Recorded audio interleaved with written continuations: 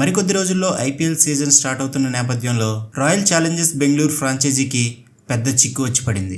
ఆర్సీబీకి Bengaluru Chinnaswamy stadium home ground. గత 16 సీజన్లుగా title గెలవకపోయినా ఆర్సీబీ ఫ్యాన్ బేస్ మిగతా అన్ని జట్ల కంటే చాలా ఎక్కువ. దీంతో చిన్నస్వామి స్టేడియంలో మ్యాచెస్ చూడటానికి ప్రేక్షకులు ఎగబడతారు. చిన్నస్వామి స్టేడియం సైజులో కొంచెం తక్కువగా ఉండడంతో భారీ స్కోర్లే నమోదవుతాయి. ఈ గ్రౌండ్లో 6ల వర్షంతో అభిమానుల ఆనందానికి హద్దులు లేకుండా ఉంటుంది. దీంతో బెంగళూరు మ్యాచెస్కి ఫుల్ డిమాండ్ ఉంటుంది. కానీ ఇక్కడ సమస్య ఏంటంటే ప్రస్తుతం కర్ణాటక రాష్ట్రంలో తీవ్ర నీటి ఎద్దడి నెలకొంది. బెంగళూరులో వాటర్ క్రైసిస్ గురించి సాక్షాత్తు ఉప ముఖ్యమంత్రే మా ఇంట్లో కూడా వాటర్ సోర్సెస్ అడుగంటాయని ట్వీట్ చేశాడు. ఈ నీటి ఎద్దడి సమస్యతో బెంగళూరులో మ్యాచ్ల నిర్వహణ అనుమానంగా మారింది.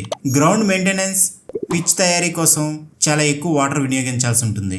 ఆర్సీబీ 2024 సీజన్లో తన ఫస్ట్ మ్యాచ్ మార్చి 25న కింగ్స్ 11 పంజాబ్తో ఆడుతుంది. ఫస్ట్ లెగ్లో ప్రకటించిన 3 మ్యాచ్ల్లో రెండో మ్యాచ్ మార్చి 29న కేకేఆర్తో ఆడుతుంది.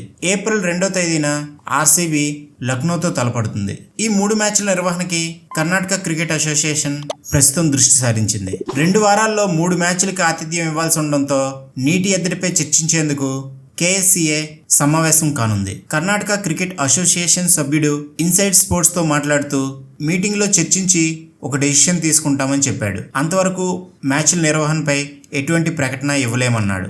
దీంతో ఒకవేళ ఆర్సీబీ మ్యాచ్లు చిన్నస్వామి స్టేడియంలో కాకపోతే ఆల్టర్నేట్గా విశాఖపట్నం, కొచ్చి, నాగ్పూర్ స్టేడియంలని వినియోగించుకునే అవకాశం ఉంది. ఇప్పటికే విశాఖపట్నంలో ఢిల్లీ తన హోమ్ మ్యాచ్లు 2 ఆడుతుంది. ఇప్పుడు ఆర్సీబీ కూడా తన హోమ్ మ్యాచ్ల్ని వైజాగ్లో నిర్వహిస్తే విశాఖపట్నం క్రికెట్ అభిమానులకి పండగ లాంటి వార్త. అయితే బెంగళూరు వాటర్ బోర్డు మాత్రం 5 నెలలకు సరిపడా నీటి నిల్వలు ఉన్నాయని చెబుతుంది. ఐపీఎల్ మ్యాచ్లకి ఎలాంటి నీటి ఇబ్బంది రాదని భరోసా ఇస్తోంది. ఆర్సీబీ మ్యాచ్లు చిన్నస్వామి స్టేడియంలో జరుగుతాయా లేదా విశాఖపట్నం, కొచ్చి, నాగ్పూర్లో ఏదో ఒక గ్రౌండ్కి మారుతాయా అనేది కర్ణాటక క్రికెట్ అసోసియేషన్ మీటింగ్లో తేలుతుంది. ఈ వీడియో మీకు నచ్చినట్లయితే ప్లీజ్ లైక్ చేయండి, షేర్ చేయండి. ఈ ఛానల్ మీరు మొదటిసారి చూసినట్లయితే ప్లీజ్ సబ్స్క్రైబ్ చేసుకొని ఎంకరేజ్ చేయండి. Thank you.